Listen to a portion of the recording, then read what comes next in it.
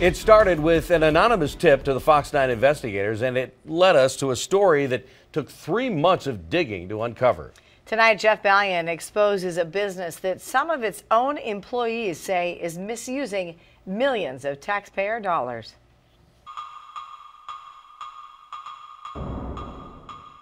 They made their move before the crack of dawn, targeting child care centers in Minneapolis, St. Paul, and Apple Valley, seizing computers and boxloads of documents as part of a massive fraud investigation.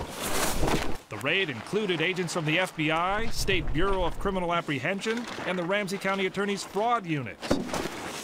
It went down, coincidentally, as the Fox 9 investigators were in the middle of our own probe of the same business. It's not difficult to see a pattern of what's going on here. What is going on? It's terrible how it's misused. We spent 3 months digging through records, doing surveillance, talking with insiders. It's big. It's bigger than I think the state realizes. To expose a scheme that's costing tens of thousands of taxpayer dollars a week. It's a lot of work, and you have to make sure, everything is following the rules. Yasmin Ali is the owner of Deco Family Centers. This is her giving a tour to an undercover Fox 9 producer. A lot of people that we work with that are low-income families. Ali tells our producer that many of her customers are on assistance. They qualify to have the government pay for their kids' child care.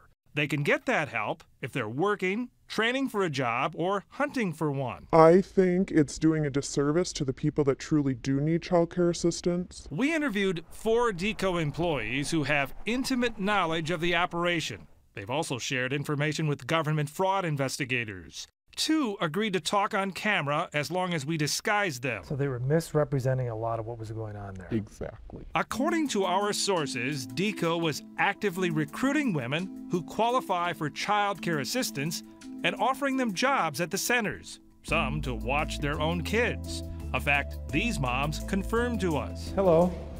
Do you work here? Yeah. You do? How many children do you have? 2. 2?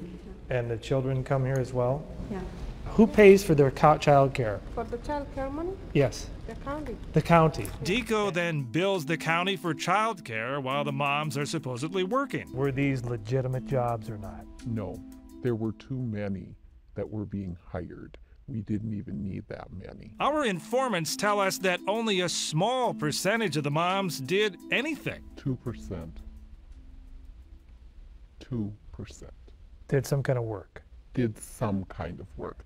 Sometimes they would come in, sign their children in, sign themselves in, and go grocery shopping. Our sources say the more children a woman had to enroll in child care, the more she'd make per hour, even though she had the same job title as all the other moms. The reason for that is because then they had more assistance for each of the families. On numerous occasions, we saw lots of women coming to the centers, each with 4, 5, or more kids in tow. Her value was in how many children she had. According to government records, Deco's Minneapolis and St. Paul centers were each eligible to receive nearly $50,000 in child care assistance funds every 2 weeks. Do the math.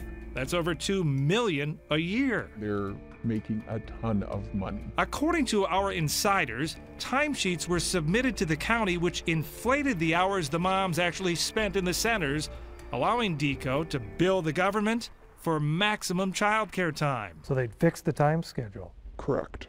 A lot of women they did this for? Yes. State inspection reports obtained by the Fox 9 investigators show Deco has previously been cited for a number of logistical problems, including a lack of keeping accurate records of when staff worked. They were also fined for failing to do background checks on employees in order to provide documented proof that staff members received mandated safety training. While employed there, I saw falsifying documentation. So the record showed they'd received this training, but in fact they had not.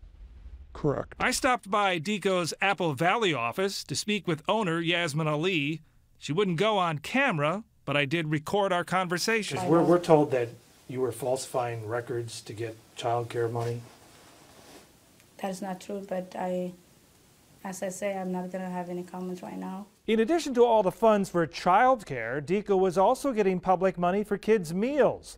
The Minneapolis Center got nearly $90,000 for food in its first year of operation. This place did the catering.